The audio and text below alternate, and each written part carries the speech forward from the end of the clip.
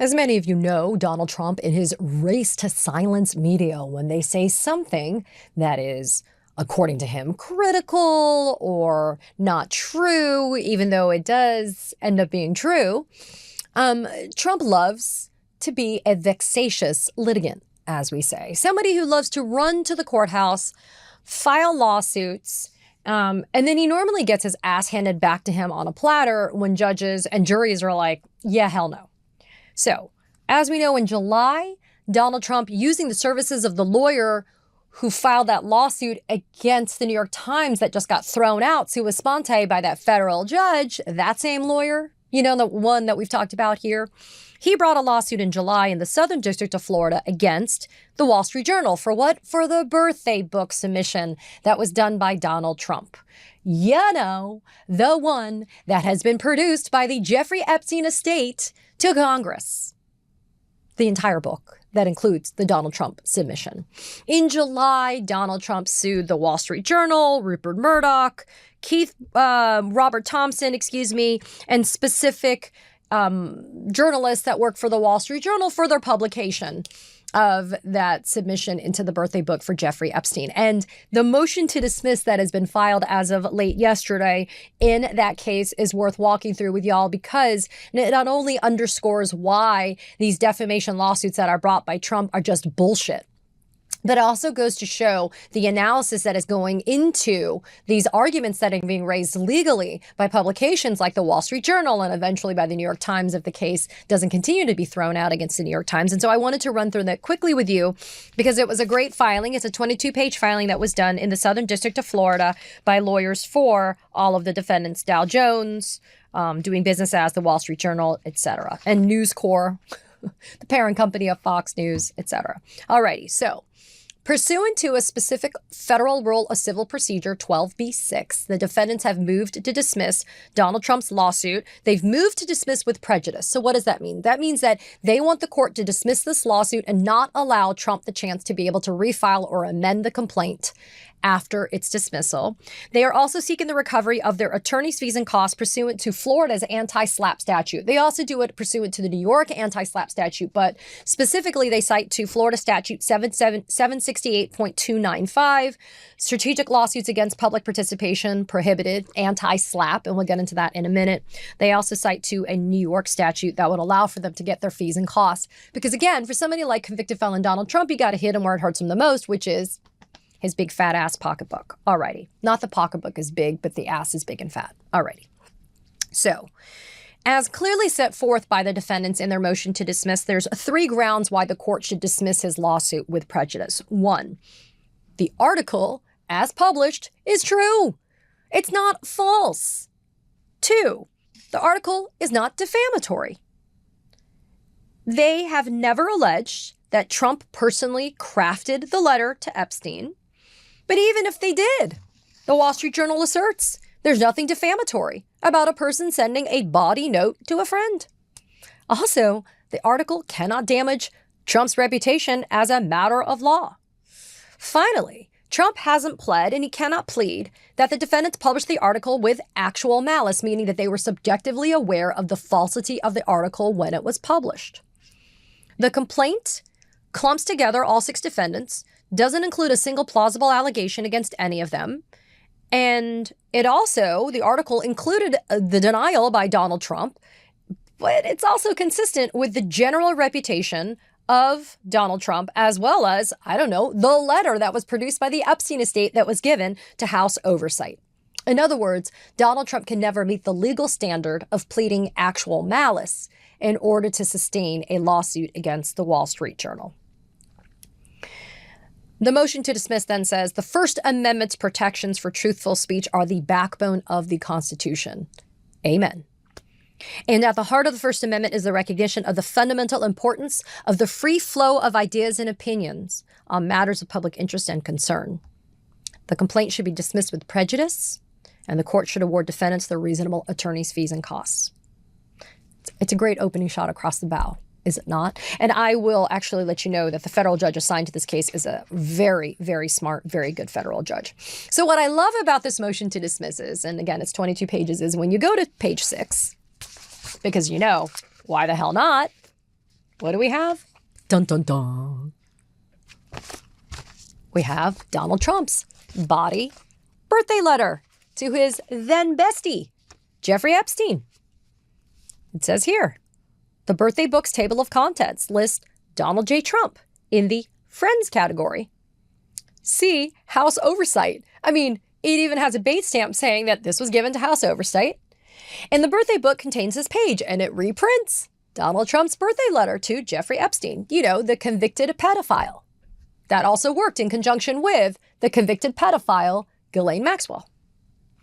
So, again, the motion to dismiss underscores grounds for dismissal. The article is true, the article is not defamatory, and there is not a whiff of a plausible allegation of actual malice.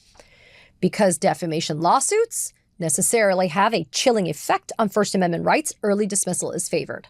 End quote. Okay, so let's take a hot second here and walk through some legal concepts here. So normally, when you move to dismiss, the allegations as they are set forth within the complaint, the lawsuit that's been done, for example, in this case by felon Trump, the allegations are actually viewed in the light most favorable to the plaintiff, Donald Trump.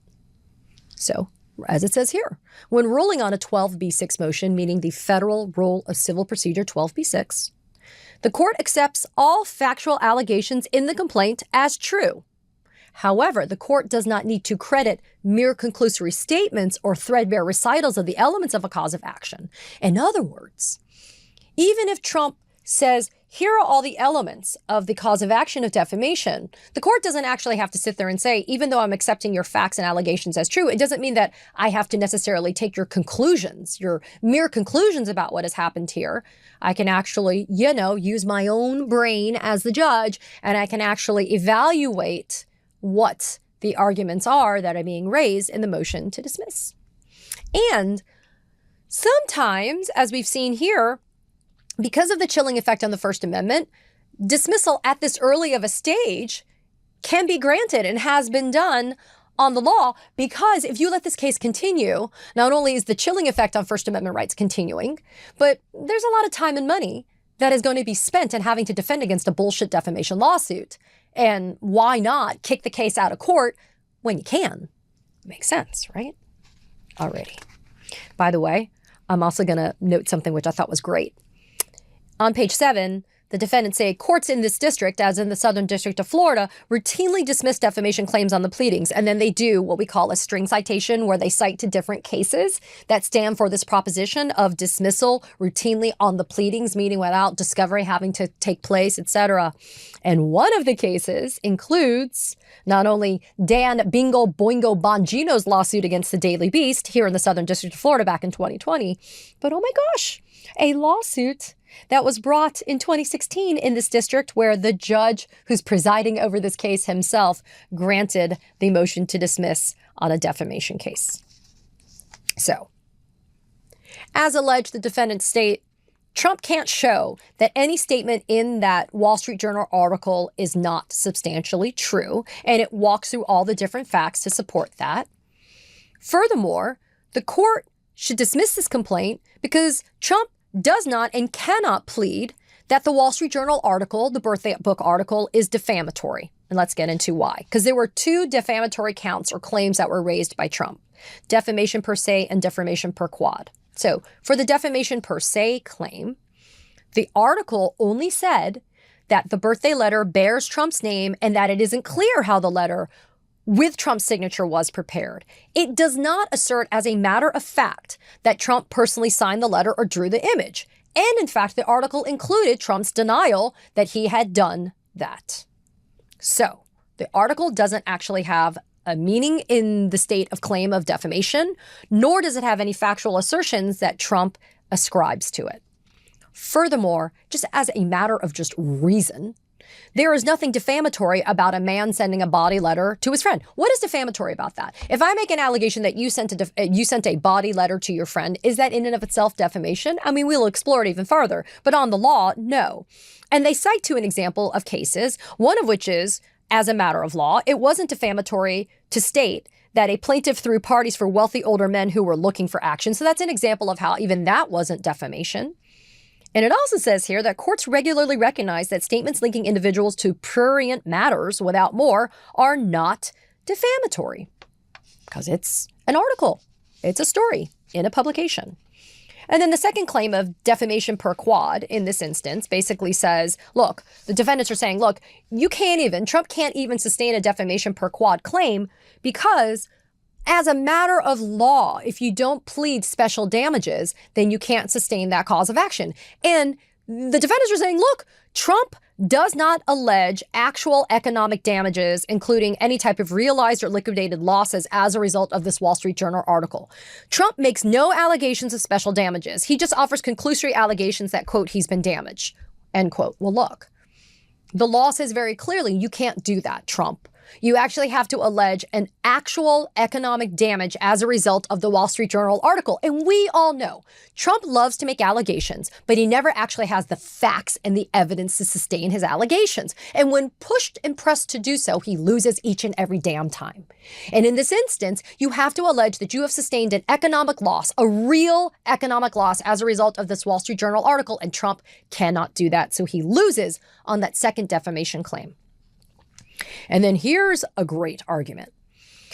Trump can't state a defamation claim based on the allegation that he sent a bawdy birthday letter to his former friend because long before the article was published, Trump himself was publicly known to not only be friendly with Epstein, but Trump himself admitted to instances of using bawdy language when discussing women. So how can you say that your reputation has been damaged?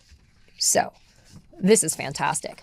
Page 15 of this motion to dismiss, the defendants, including the Wall Street Journal, this is great.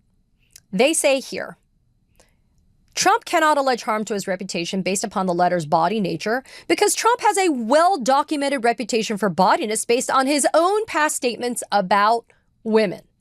And then they cite to the 2016 election wherein the Access Hollywood 2005 recording, wherein Trump said, I don't even wait, and when you're a star, they let you do it. You can do anything. Grab them by the pussy. You can do anything. Trump's own words coming back to bite him in the ass.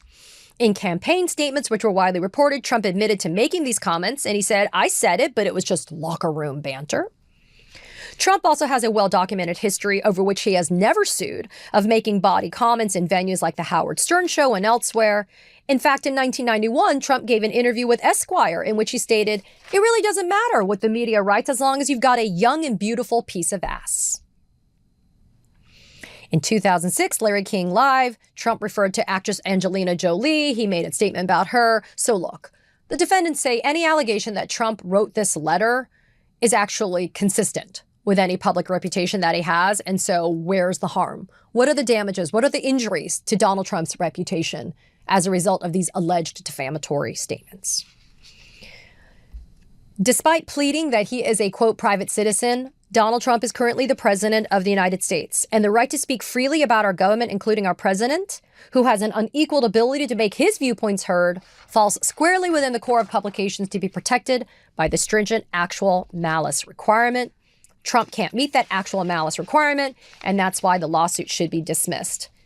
And then the conclusion is, I think, also a chef's kiss thing. Oh, before we get to it, though, again, hitting Donald Trump where it hurts him the most, the defense are asking for their fees and costs to be recouped as a result of having to defend against this lawsuit in the Southern District of Florida. And in Florida and New York, we have this thing called anti-SLAPP, where you file a lawsuit that is without merit. And it's because a defendant has exercised their constitutionally protected right to free speech in connection with an issue that is of public interest or a public issue. You, as the defendant, because you had to defend against it, you get to get your fees and costs, which would be great here. And then the conclusion on the very last page of the motion to dismiss. In an affront to the First Amendment, the President of the United States brought this lawsuit to silence a newspaper for publishing speech that was subsequently proven true by documents released by Congress to the American public. This meritless lawsuit threatens to chill the speech of those who dare to publish content that the president does not like.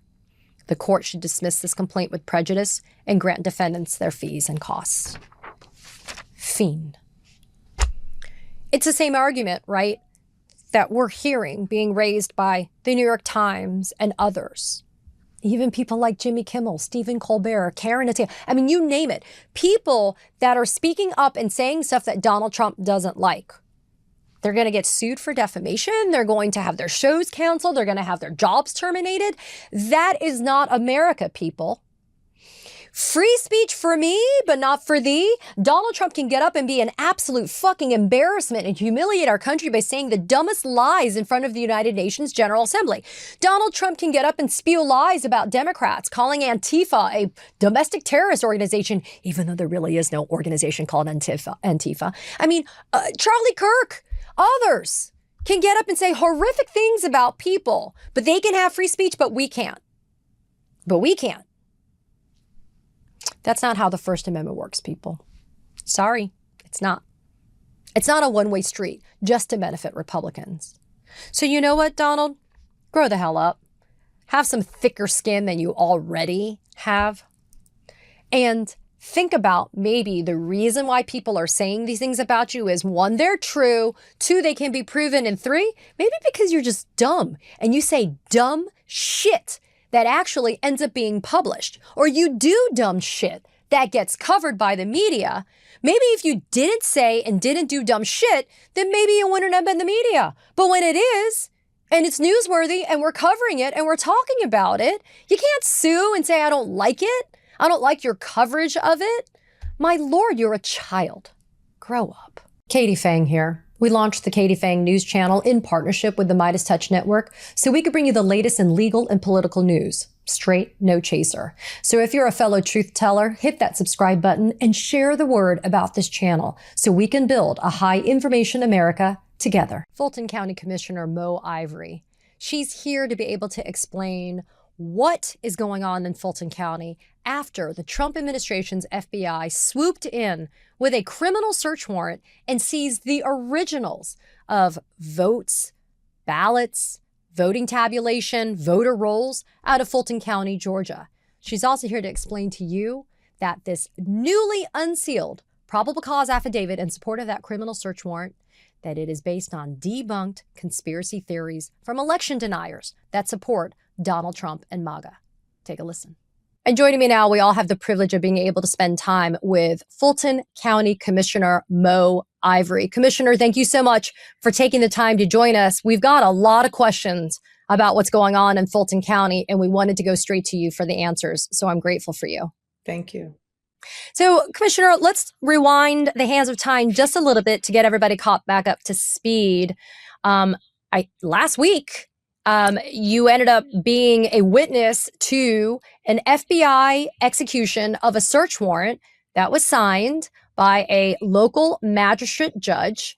And pursuant to that search warrant, the originals of the voter rolls, the voter tabulations, the votes from Fulton County's 2020 presidential election was seized by Trump's administration's FBI. What's going on?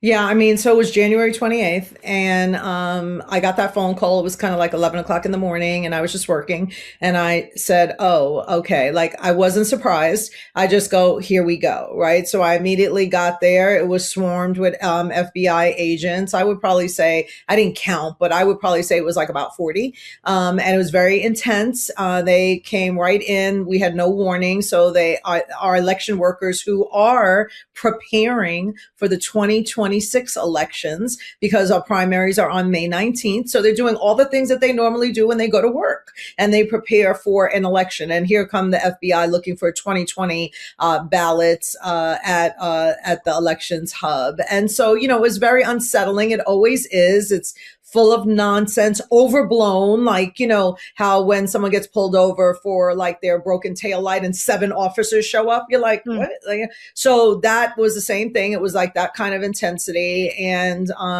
yeah, and then we just sat there and waited for the process to happen. And as everybody knows, you know, they came in, they did not allow us to do an inventory. They took away 656 boxes on 24 pallets and of all originals. And then we began the fight to get them back. It's outrageous to me, and you don't have to be a lawyer to be concerned, that this administration, and specifically convicted felon Donald Trump, who in his mind, Fulton County has been living rent-free for how long now? At least we're going on 6 years, right? That man's FBI can come and take the originals. Can you please describe for our viewers how those originals were packaged or how they were being stored so that they have an understanding of how you all were preserving and protecting that information prior to the FBI rolling up. Yeah. So, I mean, as you can imagine, we have complete processes in place. So I want everybody to think about like our election hub as two separate sections. We have one part of the warehouse where we're working on current elections and closing up previous elections, whether those are the normal every 2-year cycle elections or a special election if somebody has resigned or they're not running for office again or they're sick or whatever, then a special election has to happen. So our staff is working on the election side, doing all of that administrative processing, right? And then there's another section of the warehouse that is the archives, which is what happens to all of the documents once an election has been certified, once it is over and we're moving forward. So there's a time period for that, after certification and all of that, in a certain amount of time that you retain documents, but you begin to move them over to the archive. And that is in the chain of custody of the clerk of Superior Court, who was Shay Alexander. So it moves from the elections administrators and our director of elections, Nadine Williams, over to the clerk on that side of the warehouse. That's where those 2020 documents were. So when they first came with the search warrant, they had a search warrant for the election side, which was wrong. Right. So they had to go So they did not even have the proper correct location to be searched, is what you're saying. The proper person to present the search warrant to. It was to elections and registrations, and it should have been to clerk of Superior Court, who is in the chain of custody of those documents. Right. So they had to go fix that procedural issue and come back. And then she was there, which is our clerk of the court. And then she took them into the area that is, like the other half of the warehouse where the archives are. Yeah. And, I read and I saw myself online that members of the state election board in Georgia, and more specifically Republicans, they were present when this went down. So it kind of makes me wonder, did they know that this was going to be happening when it happened? I mean, probably. I mean, yeah. I mean, I'm finding out, that people knew about it, that this was coming. I don't think anybody is surprised that this was a plan, right? It's just the first county that this is happening to. He's obviously going around trying to get voter rolls, trying to get all kinds of information from everywhere, whatever. So I don't doubt that people knew about it. There were people from the state elections board there, but they were not allowed into the building where we were because they don't work for registrations and elections or for Fulton County. So they were not allowed in there, but they were there, just lingering around doing news conference like, we're getting the things that we need. You've had the things that you've needed several times already. And no court has ever found, no audit, no hand counting, no court case has ever found that Fulton County did any fraudulent activity or mismanagement, maladministration in the 2020 election. That's why it was closed up and finished with. In fact, a grand jury did find that Donald Trump and co-conspirators violated criminal laws in the state of Georgia that resulted in an indictment that was ultimately dismissed. However, a grand jury had that evidence and came to that conclusion. I do know that there was emergency litigation that was done on behalf of Fulton County to get this information back, to get these documents back, originals. I'm appalled to hear 656 boxes on 24 pallets just hauled away by the Trump administration's FBI. As a result of that litigation, Commissioner Ivey, we ended up getting the probable cause affidavit unsealed pursuant to an order from a federal judge. It's long. I know you and I have both read it cover to cover. I have not seen anything there. No. That is new. It is all conspiracy theories that have been repeatedly debunked. What the heck is going on here? I mean, well, I think it's important, like what you just said a second ago about Trump's FBI. Mm-hmm. Like that's problematic all in and of itself, right? Because there is supposed to be 3 branches of government, right? There is supposed to be a separation, right? But there also is no separation right now between the justice system and also our our judges, right? Yeah. So I think that when we're thinking about like, how did this even happen? Like how did somebody even sign this warrant and think it was valid, that there was probable cause to talk about conspiracy theories, and there's no new allegations of wrongdoing, nothing that is brand new information or anything like that, but yet it was signed.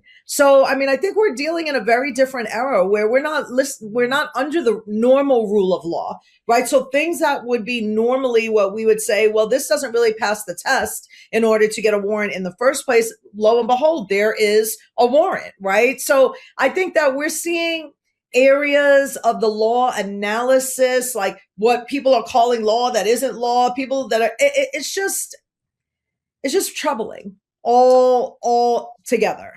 Well, and this probable cause affidavit that, again, rehashes old conspiracy theories that have been debunked, proven to be wrong by either, election officials, courts, etc. The most troubling thing that myself and others that are also lawyers have been focusing on is literally one word in paragraph 10, Commissioner Ivey. And it says, if these deficiencies were the result of intentional action, it would be a violation of federal law. Yeah. That if is doing a hell of a lot of work. Oh my God. Without first establishing that there was any intentional act. I mean, I'm a lawyer myself too. I know you are. I'm not a litigator, and I don't add that I'm a law professor, right? And then I teach entertainment and sports law. So like I am not anything but Mo Ivory, the professor and the commissioner, because I'm not practicing for the county. But when I saw that, I was like, so they're talking about events that would require intent, but they haven't proved intent. For a crime, this is a criminal, and this is the crazy thing. This is a criminal search warrant. Exactly. This is for a federal offense. Multiple, they're saying two. Yes. And they don't even say, they say if. And what's troubling to me is the genesis of these complaints is an election denier.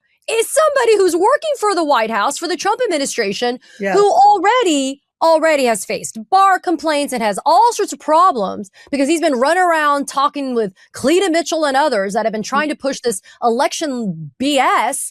And yet now it resulted in a search warrant. And I think that's truly the most troubling thing we're seeing right now.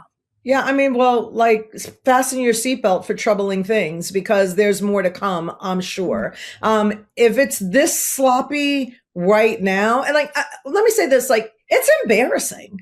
Right? Like as a lawyer, I'm embarrassed at the sort of the fundamental level of a bunch of people sitting around like, this is going to work. Like, let's do this. You know what I mean? Like I take my law degree very serious. And I take the research that I pass on to my students and what I'm teaching my students very seriously. So I wouldn't play with the law in this way. And that's what I felt like when I was making my notes about the affidavit. I was like, is this for I mean, it's just like as if a law student wrote this, like thinking that they could figure out what the law allows, except this is not what the law allows. But yet here we are. So I think that we are going to see things that we've never seen before. Well, we already are seeing things we've never seen before, but I think this is only the beginning. And so do I think that this could have legs to move forward? Sure.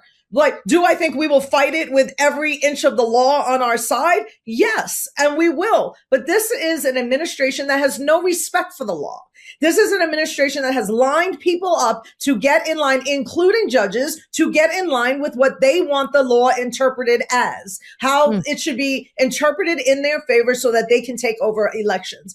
That's what this is. And so we need to buckle up. And we need to have all of the fighting power that we can have to go in to protect not just people in Fulton County, but people across the entire country. Because it's Fulton County right now. But listen, like I said before, it's coming to a county near you.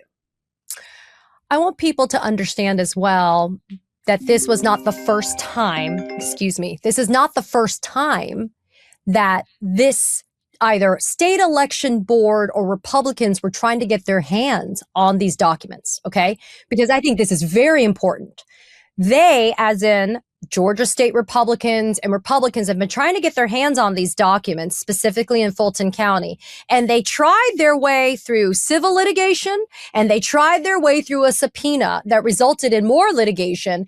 And not only did they lose in some of those cases, but they eventually did get a judge who said, okay, you, in some capacity on the state election board, you get to see this information, but we're going to be orderly about it. And we're going to have a process and we're going to protect the integrity. And it's not going to be like, hey, let's haul out pallets of originals to be able to do it.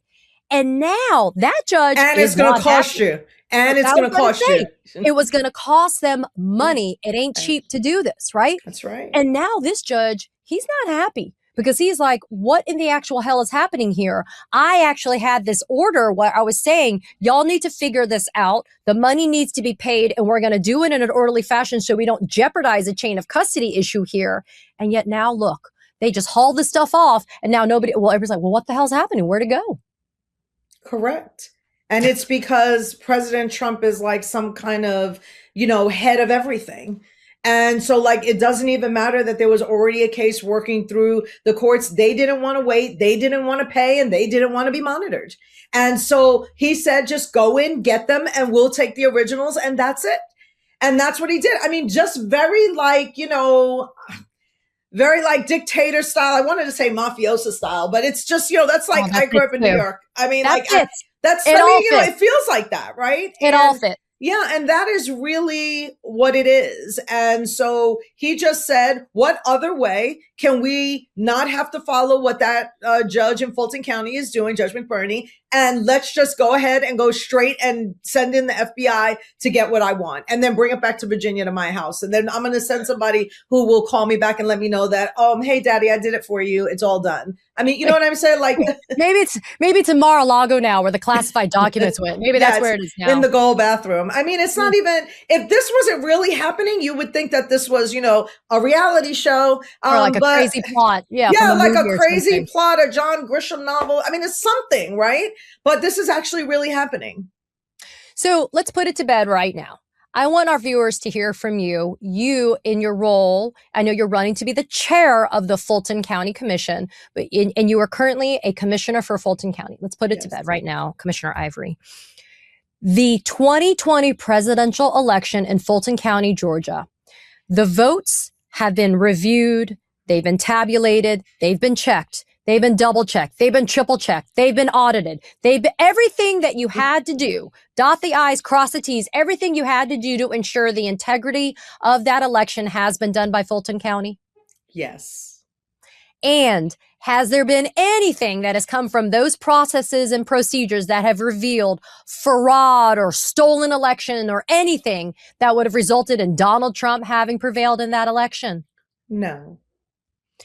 And it's amazing to me, Commissioner, that it's not just you and I chatting away here on a lovely Wednesday, right? These have actually been tested not only through existing procedures and processes officially, but has also been tested in courts of law years before this has even happened. Absolutely. And listen, I want to make a very important point that I think everybody should think about. If Donald Trump was so concerned about the way Fulton County does its elections, why isn't he asking us for the 2024 records?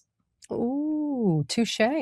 We're so fraudulent. So did you really win 2024?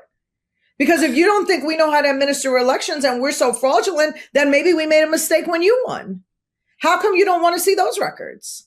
So come on, we know what this is. We're nobody's stupid over here. Nobody's in Fulton County going oh my God, we know what this is. We're under attack and we're going to answer back. Also, I want people to know too, the composition of the commission, as well as the state elections board, it's gotten political, right? And even though it shouldn't be, and I feel like there are jurisdictions like y'all's that's definitely gotten to that point. And what's remarkable though is that's why I spent a lot of time on this channel talking about paying attention to your local and your state elections and your commission boards and making sure that you should run if you can, because that's all politics is local, as we say, right? And that is how we're seeing that your commission and that state election board, we got to be paying attention to these things, right? Listen, not just for elections, you should be paying attention for a lot of reasons. I always tell folks when I go out in Fulton County, most people identify Fulton County with Atlanta because Atlanta is our biggest city, but we have 15 cities in Fulton County, and everybody should understand what's going on because our budget is actually bigger than the city of Atlanta's, $1.5 billion.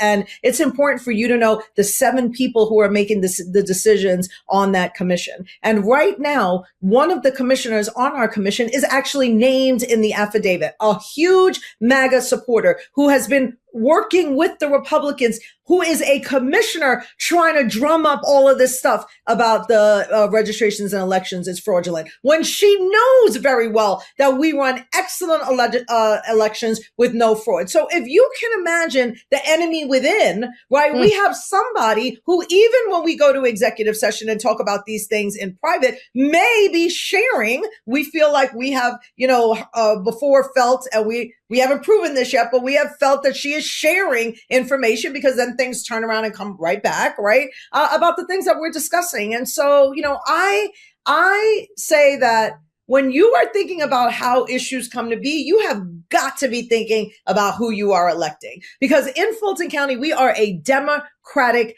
county. More than 70% of voters in Fulton County are identify as Democrats. That's the reason why we're under fire, because we are the largest county in Georgia and our votes matter. Our votes mean something in Georgia. But there were 5 seats up on the Fulton County Commission this coming year on May 19th. And you should look at who you are going to vote in to those positions, because right now there is a 4 conservative block on a commission that has 7 people that are passing all of the things that would matter more to people who are conservative than to people who are more liberal. And you should understand that. And that is the reason why I'm running for chair.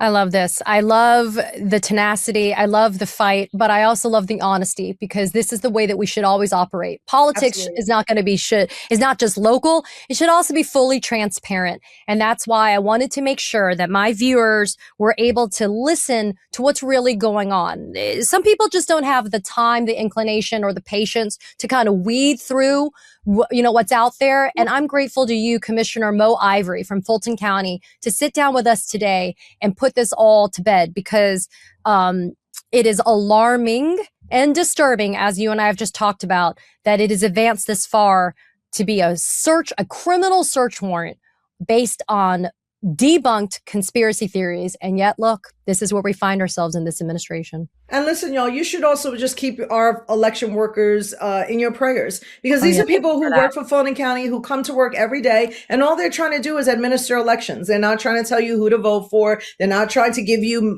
campaign materials. They're just trying to make sure that elections happen and that anybody has the right to go to the polls and feel safe and transparent and should be free, right? You shouldn't feel any kind of stress about that. So I really want you to keep them in your prayers, because this is who is affected when 40 FBI agents show up at your workplace. And it also deters people from wanting to become poll workers, to work at the precincts on election day. So we've got to ignore all of the chaos and the nonsense, the manufactured crises, and do the things that we've always done, which is serve our people, protect our vote, and encourage people to make sure that they exercise their right to vote.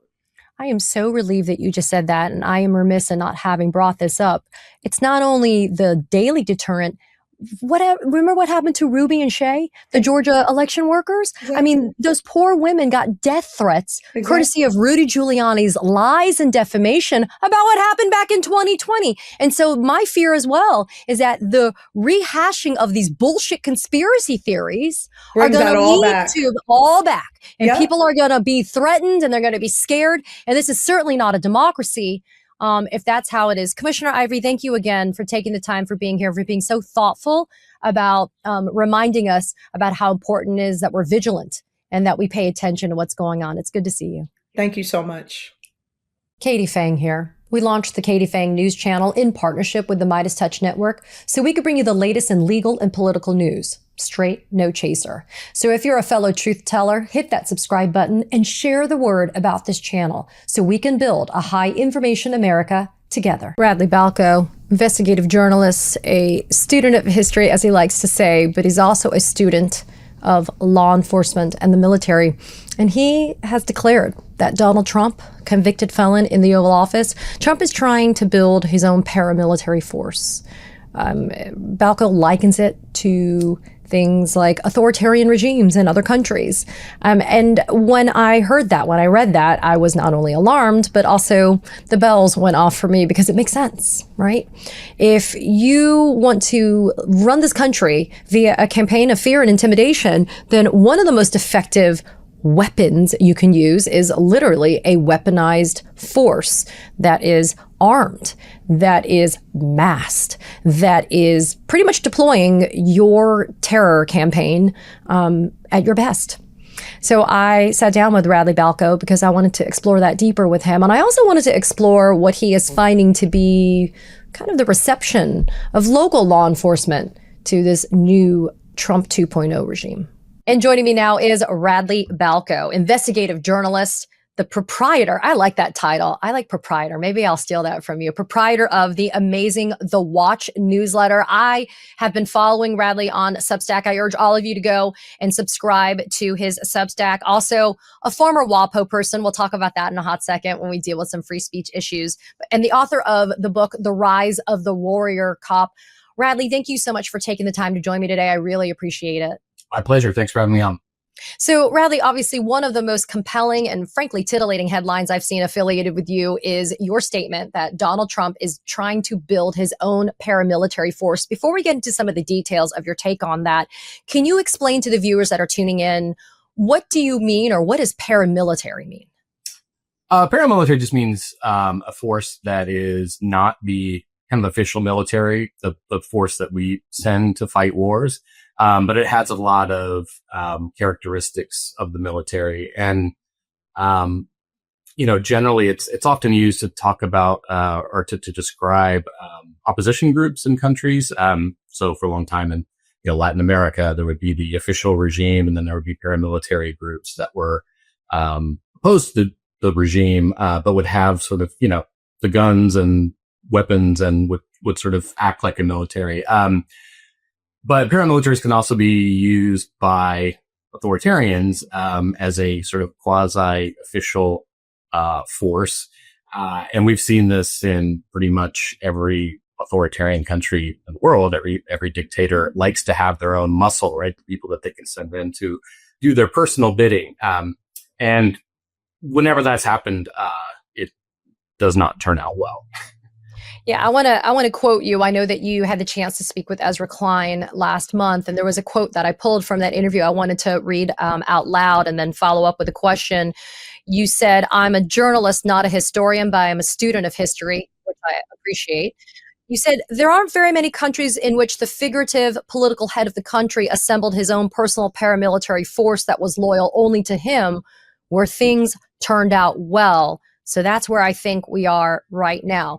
Radley, when you say where things turned out well, where they did not turn out well, you mean for the actual leader? Or do you mean for the people in the country where the leader deployed his own paramilitary force? I mean, there are examples of both, but, when it doesn't turn out well for the leader, it tends to be because people rose up and there was conflict. And, this is...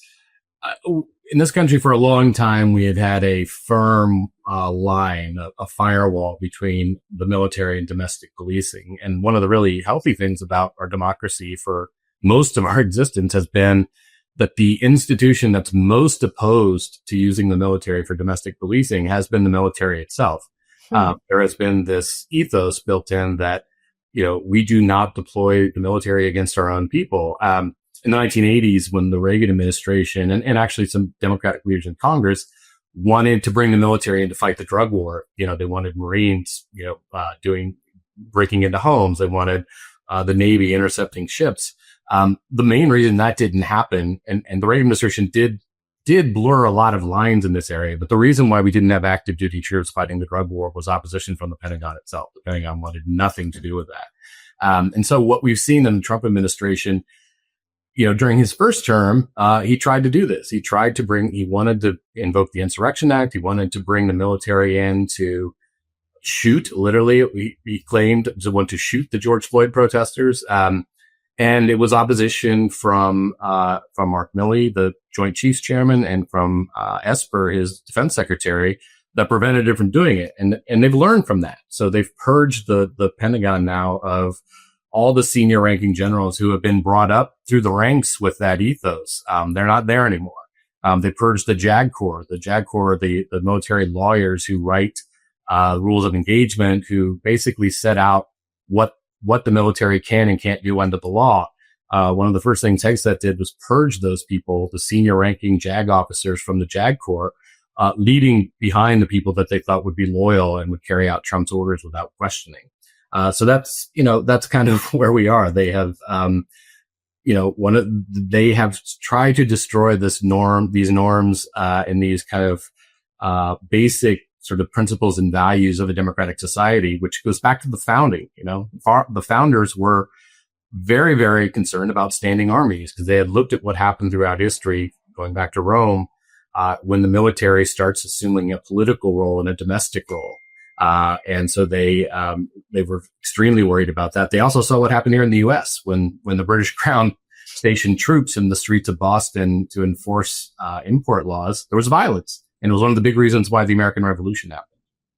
So I've often said, Radley, that Trump is like a hammer in search of a nail, especially when it comes to deployment of federal agents, federal military into American cities. Your thoughts, though, that there may not be adults in the room anymore in Trump 2.0, but there's still some adults maybe in the judiciary. For example, Judge Breyer out in California issuing his scathing ruling saying there have been clear violations of the Posse Comitatus Act, which people that are following and subscribing to this channel, we go to law school, I jokingly like to say. And they know that under Posse Comitatus, you cannot use federal law enforcement to do civilian law enforcement, or you can't use federal troops to be able to do civilian law enforcement. So your thoughts about the fact that at least there's a judge or judges that are saying that there are clear lines of legality? Yeah.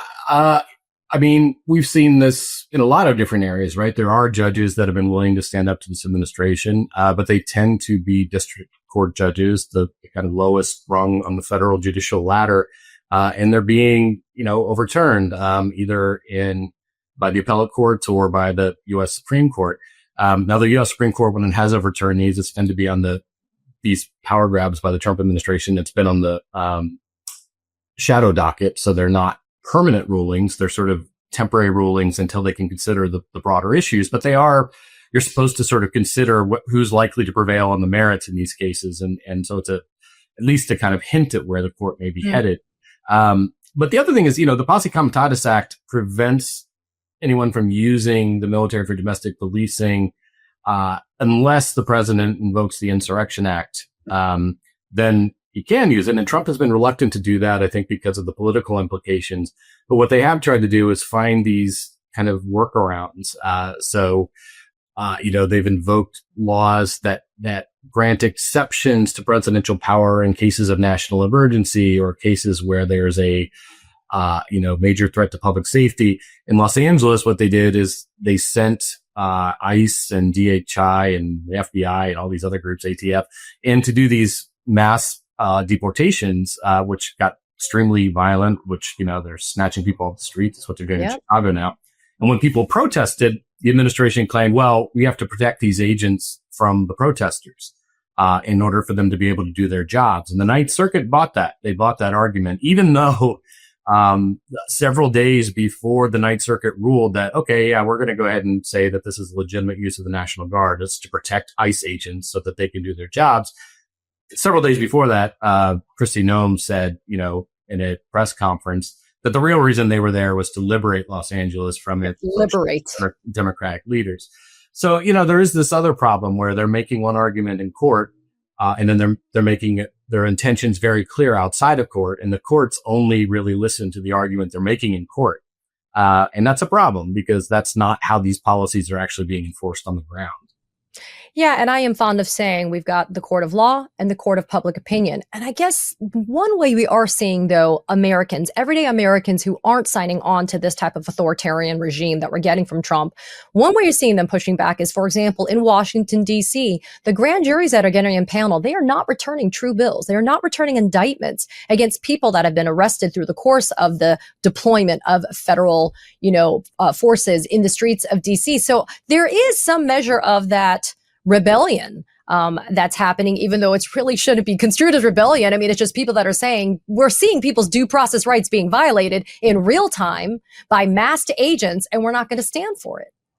Yeah, and I think that I have found that very encouraging, and I think we need to continue to get the word out that this is a power that we have as citizens.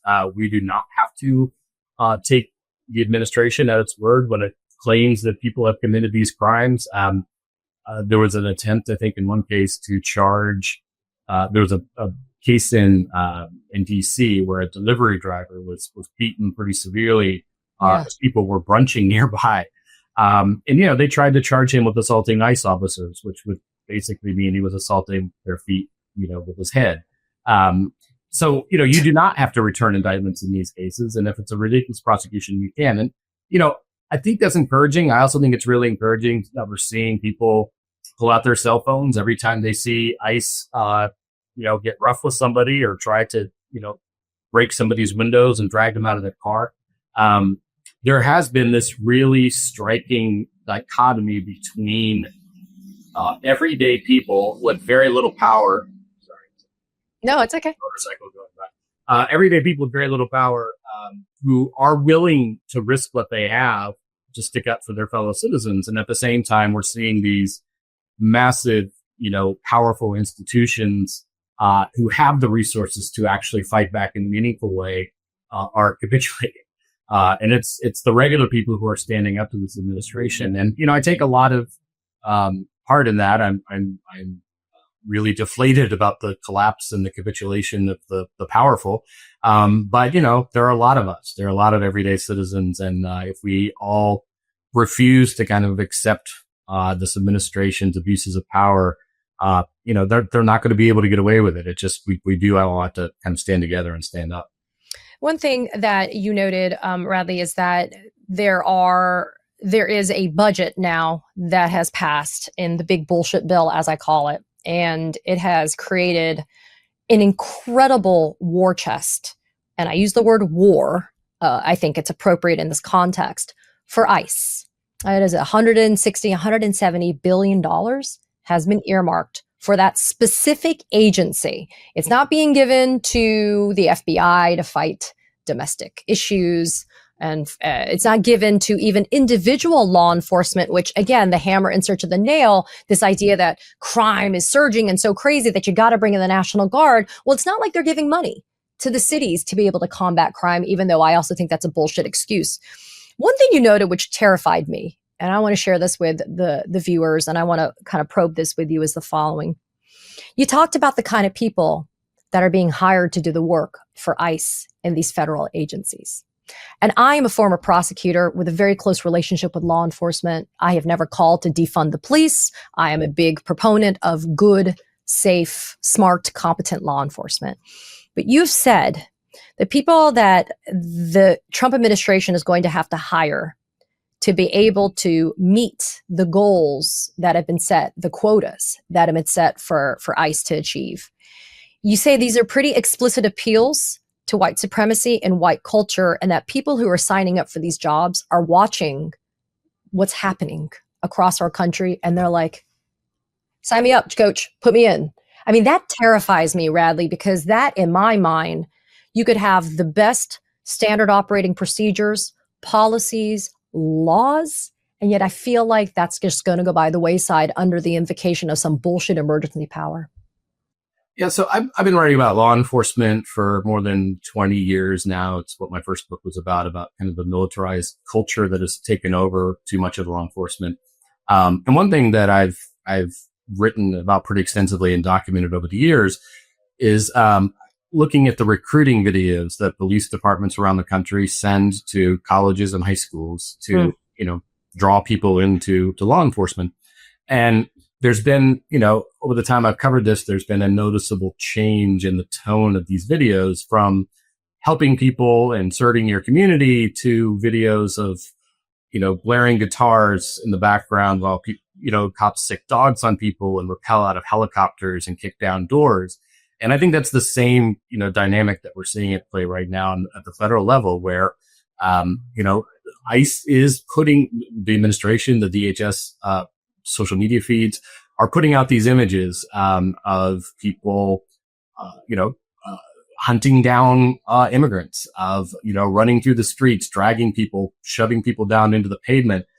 That's what they're using to recruit. And then they're mixing that with, DHS has also been putting out these pretty explicit appeals to white supremacy, right? They're invoking art that is well known and loved in the kind of white supremacist community as, glorifying white culture, Western culture.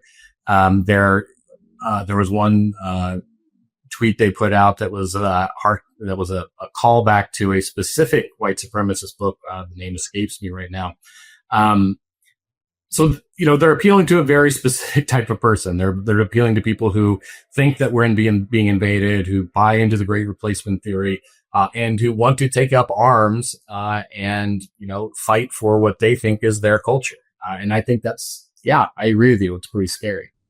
But we have to give credit where credit is due, right? And I don't mean that in any positive way. I think one of the most effective things that Trump has done that he learned, it's like the machine learning, right? Which is also scary in and of itself. But Trump, I think, has learned that regardless of the support he's getting from SCOTUS, et cetera, and the courts of law, the propaganda works for him, right? Their propaganda seems to be some of the most effective that I have seen done. And part of the propaganda is them doing the crazy push on social media and doing the crazy Kristi Noem bullshit. I mean, all of that stuff is actually working, I think, because I do believe that there has been an uptick in the bloodlust in this country. And I do believe that it's stoking some of the basest, most cruel aspects of human nature for certain people. I guess considering the fact that you are a student of history and that you also have been embedded in this kind of law enforcement culture for so long, do you think, though, that people have always been this way, Radley, and this has just given them license, so this is just the permissive structure they've been waiting for to happen? I mean, what are your thoughts on that?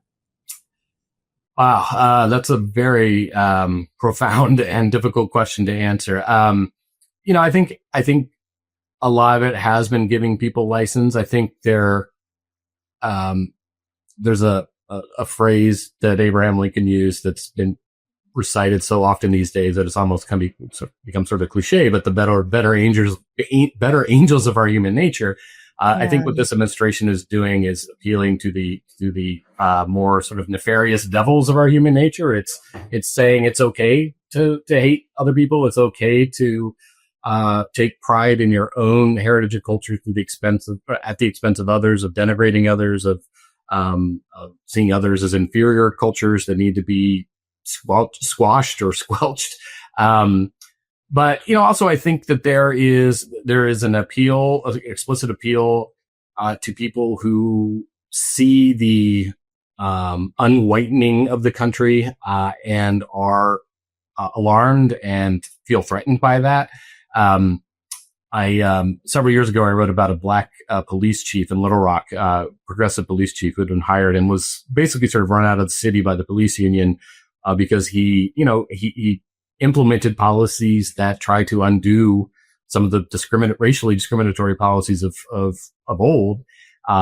There's a white police union and a black police union in Little Rock, and the white police union was not happy with this guy and spread a lot of racist rumors about him. But one thing he told me when I was interviewing for the article I wrote was that when you have been the beneficiary of racially discriminatory policies your entire life, switching to a merit-based system to you is going to feel like discrimination, right? Because you're just used to getting these things because of your place and privilege in life. And when that's taken away and it's given to, a black candidate who probably is more qualified than you, or maybe is as qualified as you, is going to look like discrimination to you because that's not what you're used to.